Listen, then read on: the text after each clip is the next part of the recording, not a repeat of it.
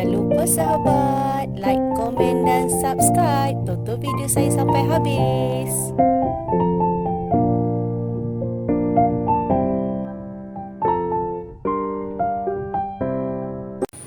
Assalamualaikum sahabat semua. Apa khabar? Semoga kita sentiasa sihat, diberkati Allah dan dilimpahkan rezeki seluas-luas lautan. Berjumpa lagi dengan saya, Aisyah Bunga. Semoga kita sentiasa sihat-sihat untuk sahabat semua.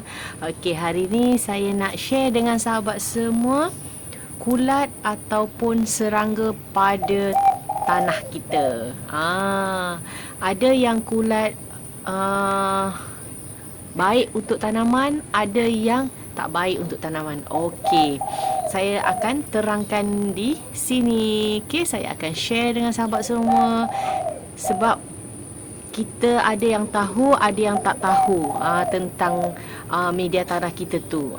Kadang-kadang ada yang DM saya, ni kulat ni okey ke tak okey ke untuk tanaman kita. Okey, tonton video saya selanjutnya dan terus like, komen dan subscribe video saya. Jom ikuti video saya. Okey sahabat semua, okey, kita kena tahu media tanah tu elok ataupun tak elok kalau dah dijangkiti hama. Kalau kita dah dijangkiti hama tu, kita kena tengok hama tu bergerak ataupun tak bergerak, ataupun dia kulat. Kadang kita confuse kulat dengan hama. Sebab kadang kalau kulat dia tak bergerak, kalau hama tu dia bergerak macam ulat tu kan. Okey, kita kena tahu. Okey, kalau sahabat pakai media tanah, contoh ada daun bambu ataupun daun-daun apa-apa, daun-daun kering yang sahabat pakai, dia ada kulat dekat daun-daun tersebut, tak apa, itu bagus. Sebab kadang-kadang daun buluh dia akan mengeluarkan kulat putih. Tapi kulat putih tu bagus untuk tanaman kita. Tapi kalau sahabat tak pakai daun atau sahabat pakai media tanah sahaja yang banyak tapi ada kulat, bermaksud media tanah sahabat tu tak sesuai. Sebab lagi kalau kita musim hujan, selalu kerap hujan, dia akan mengeluarkan kulat. Kadang-kadang ada yang sahabat dekat luar sana pakai media tanah tu yang jenis campuran tanah, macam-macam campuran. Kadang dia ada organik. Kalau ada organik memang dia akan keluar kulat. Kalau kulat tu dia tak bergerak-gerak lah, dia bukan macam ulat. Tapi kalau ulat ataupun hama, dia akan bergerak-gerak dekat tanah kita. Itu tak elok. Itu sahabat kena buang tanaman sahabat semua, tukar media lain. Selepas sahabat semua dah tukar media lain, sahabat boleh spray untuk anti hama, anti kulat, tak kisah yang apa yang sahabat nak gunakan. Ada juga yang pakai cili dengan bawang putih. Cili dengan bawang putih tu kita rendam selama 1 malam.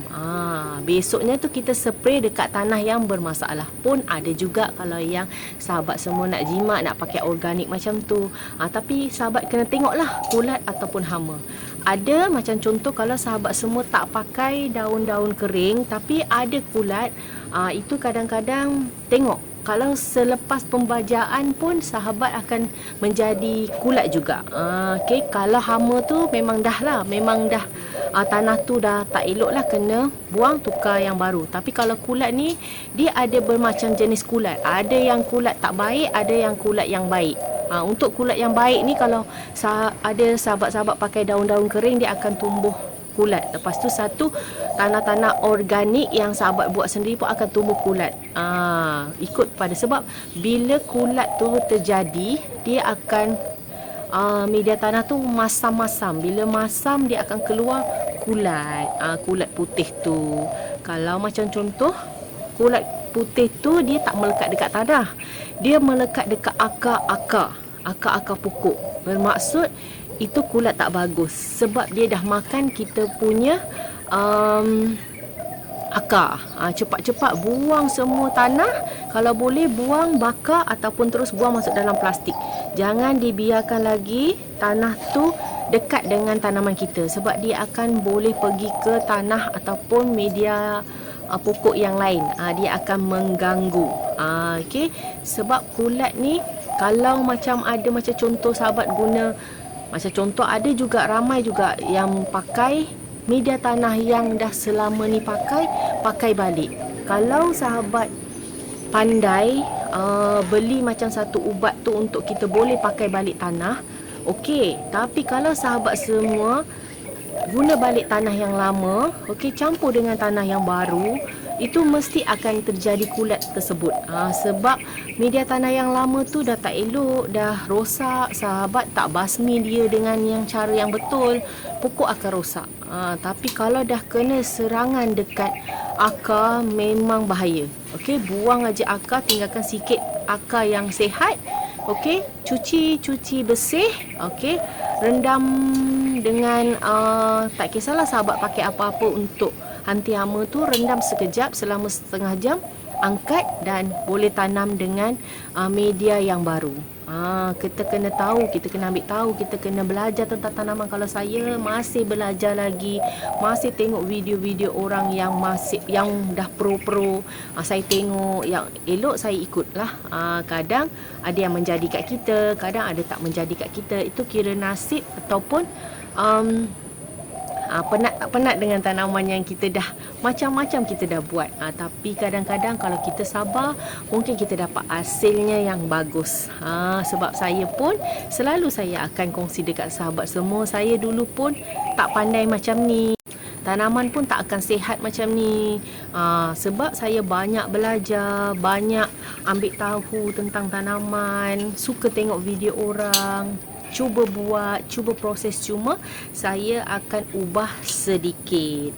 Kalau macam yang ini tak okey, ini tak okey, kita ambil yang okey, kita ambil yang tips yang bagus untuk kita sendiri. Yang penting kita jangan takut mencuba. Kadang kita takut nak memperbanyakkan, kita takut nak tukar pasu. Tu yang paling penting. Kalau pokok nak besar, kita kena kerap tukar pasu. Jangan duduk dekat situ je pasu tu. Okey, untuk tanaman pun kita kena penat sikit dengan tanaman. Bila kita penat sikit dengan tanaman, kita akan dapat hasil yang bagus. Yang penting sahabat semua, jangan berputus asa. Kuat semangat, jangan putus asa. Nanti saya akan tunjukkan, saya akan cari kulat-kulat yang elok ataupun tak elok. Nanti saya akan bagi gambar dekat bawah ni, ataupun awal video pun saya akan letak gambar kulat tu, ataupun di depan gambar video saya. Saya akan letak, sebab dia ada kulat yang bagus, ada kulat yang tak bagus. Tapi kalau sahabat semua tak pakai daun-daun kering, ataupun sahabat tak pakai organik, tanah organik yang buat sendiri kat rumah tu, sahabat kena tukarlah. Itu mesti tak elok. Dia punya hama dengan kulat tu tak elok. Tapi kalau sahabat pakai daun buluh, okey, media tanah ada daun buluh, dia akan menghasilkan kulat putih. Tapi kulat putih tu dia akan duduk dekat daun ataupun duduk dekat tanah. Dia memang bagus untuk tanaman. Dia macam bagi vitamin dekat tanaman kita. Tapi kalau kulat tu duduk dekat akar, itu bermaksud dah jadi serangan yang tak elok untuk tanaman kita. Okey, itu je perkongsian saya untuk kali ni. Bye. Assalamualaikum, jumpa lagi. Bye.